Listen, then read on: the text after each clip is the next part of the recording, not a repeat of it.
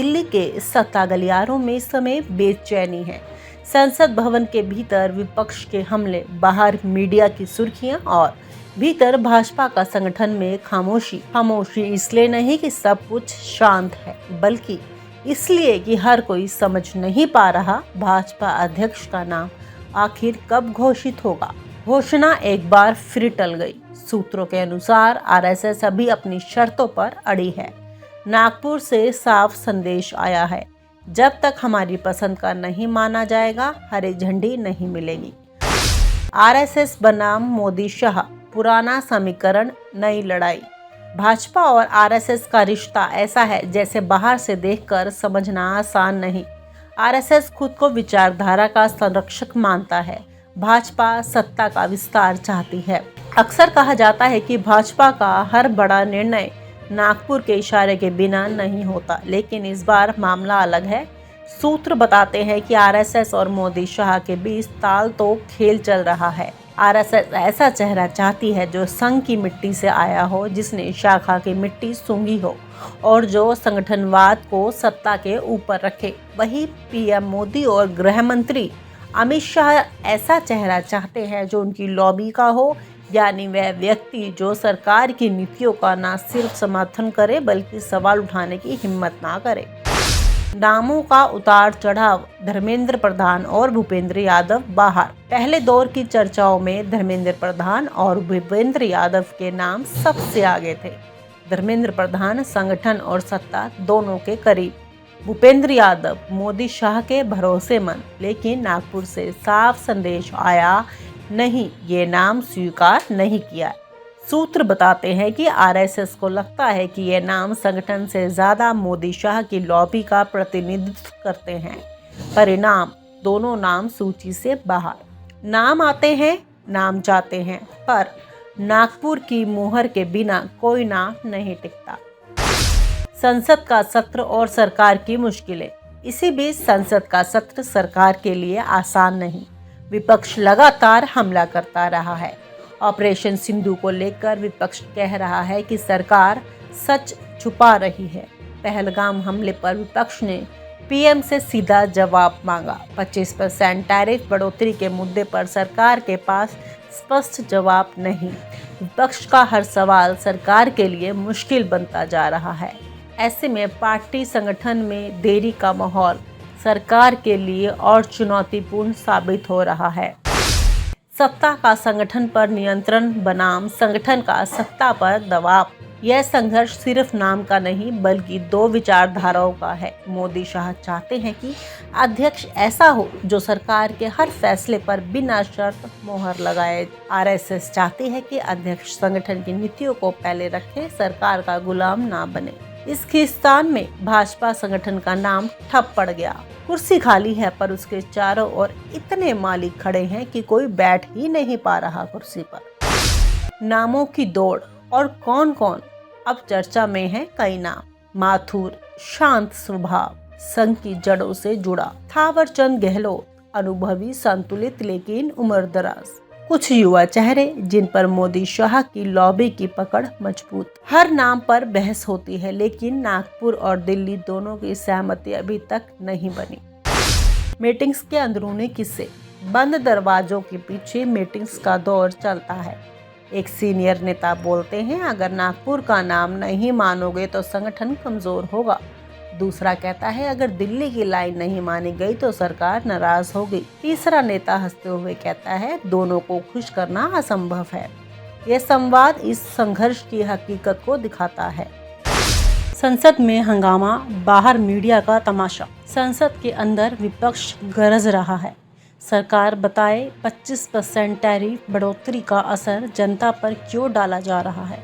Operation Sindhu की सच्चाई कब सामने आएगी। बाहर मीडिया के कैमरे चालू हैं, टीवी डिबेट्स में एंकर चिल्ला रहे हैं। भाजपा अध्यक्ष कौन बनेगा? क्या आरएसएस ने सरकार को झटका दिया? जनता चुपचाप देख रही है। सत्ता का रियलिटी शो, यह पूरी प्रक्रिया किसी टीवी शो से कम नहीं। शीर्षक हो सकता है कौन बनेगा भाजपा अध्यक्ष। हर एपिसोड में सस्पेंस, हर मीटिंग में ड्रामा। नागपुर कहता है अभी नहीं, दिल्ली कहती है अभी चाहिए, जनता कहती है हमें रोटी चाहिए, कुर्सी नहीं। मोदी शाह की मुश्किलें बढ़ने वाली हैं। मोदी और शाह दोनों ही अनुभवी रणनीतिकार हैं, लेकिन ये बात भी सच है कि जब अपने ही संगठन में दरारें पड़ने लगती हैं तो सबसे बड़ी ताकतवर जोड़ी भी कमजोर पड़ जाती है। मोदी के तीसरे कार्यकाल की शुरुआत वैसे ही विपक्षी हमलों और जनता की बढ़ती नाराजगी के बीच हुई है। ऐसे में अगर संघ की भी पूरी ताकत से नाराज हो जाए तो हालात बिगड़ सकते हैं। संघ के भीतर की सुगबुगाहट, पर्दे के पीछे की मीटिंग्स। बीते कुछ महीनों में संघ प्रमुख मोहन भागवत और अन्य सीनियर पदाधिकारियों ने कई बंद दरवाजों के भीतर बैठकें की हैं। इन बैठकों में से दो मुद्दे सबसे ज्यादा चर्चा में रहे हैं। बीजेपी के भीतर संघ की घटती भूमिका, मोदी शाह की अपार शक्ति पर संतुलन कैसे बनाया जाए। बताया जा रहा है कि संघ की फील्ड रिपोर्ट्स में भी साफ कहा गया है कि बीजेपी के कार्यकर्ता आज खुद को उपेक्षित महसूस कर रहे हैं। संघ से जुड़ी जमीनी कार्यकर्ताओं की सुनवाई कम हो रही है और दिल्ली दरबार हावी होता जा रहा है। यही वो वजह है जो संघ को मोदी शाह पर दबाव बनाने को मजबूर कर रही है। बीजेपी में भी उठने लगी है फुसफुसाहट। यूपी से लेकर महाराष्ट्र, कर्नाटक से लेकर मध्य प्रदेश तक बीजेपी के अंदर भी अब ये चर्चा तेज हो गई है कि संघ नाराज है। कई नेता जो चुपचाप मोदी शाह की सत्ता को सहते आ रहे थे, अब संघ के पीछे छिपकर अपनी आवाज बुलंद करने की सोच रहे हैं, क्योंकि संघ का साथ यानी सियासी ताकत की नई उम्मीद। खुद यूपी में जब प्रदेश अध्यक्ष की नियुक्ति टली, केशव मौर्य से लेकर अन्य नेताओं की बेचैनी इसी वजह से बढ़ गई। संघ का दखल ना हो ये मोदी शाह चाहते हैं, लेकिन संघ का दखल बढ़े ये नाराज नेताओं की ख्वाहिश है। यही सियासत अब दिलचस्प मोड़ पर आ गई है।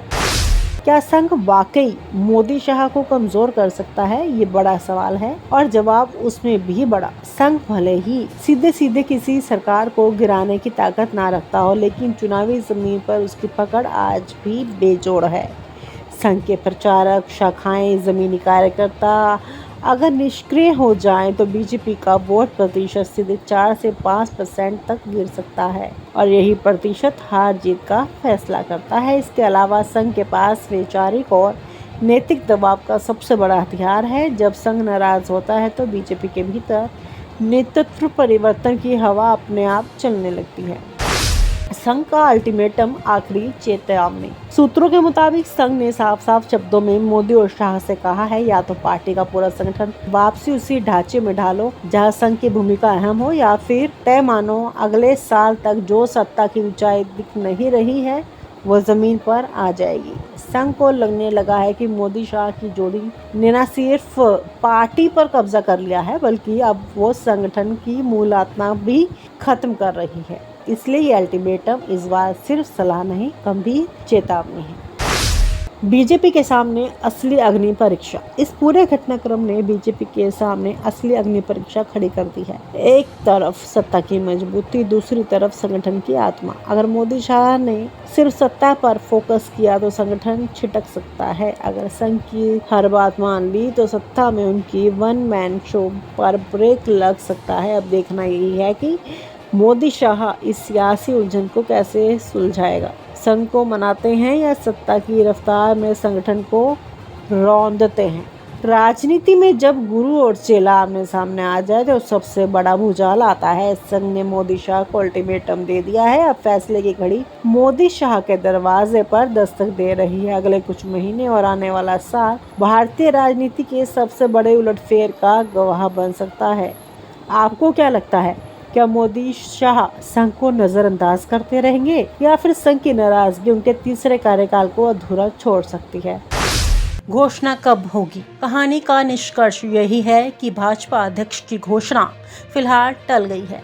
आरएसएस अपनी शर्तों पर अड़ा है और मोदी शाह अपनी रणनीति पर नागपुर और दिल्ली के बीच यह टग ऑफ वॉर जारी है। संसद का सत्र सरकार के लिए मुश्किल बना हुआ है। विपक्ष आक्रामक है और जनता चुपचाप तमाशा देख रही है। भाजपा अध्यक्ष का नाम तब आएगा जब नागपुर की घड़ी और दिल्ली का कैलेंडर एक ही समय दिखाएगा। और आप हमसे जुड़े रहने के लिए सब्सक्राइब करें YouTube पर, फॉलो करें Twitter पर और लाइक करें Facebook पर। और ज्यादा जानकारी के लिए आपको टाइप करना होगा सिर्फ न्यूज नशा।